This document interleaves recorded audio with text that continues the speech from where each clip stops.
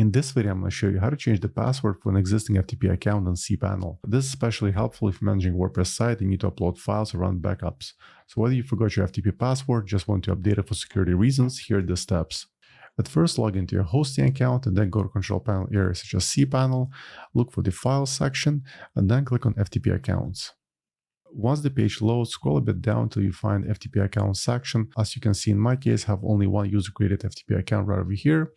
To change its password, under Actions, click on Change Password. Right in here in the password field, type in the custom password, or alternatively, you can use the password generator to create a strong password. Just make sure to copy and save it somewhere safe. As in my case, I have a custom password which I want to use, so I'll just paste it in both fields.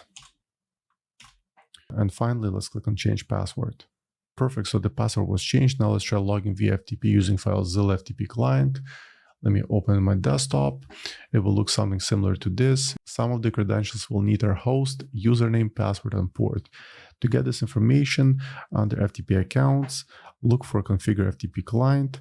Let's open it, and here's the manual settings. So the FTP server will be the host. Let me just copy it, paste it right in here. The FTP username will be the username. Let's paste it right over here. For the password field, type the password you just recently created. And just paste it right over here. And the port will be 21.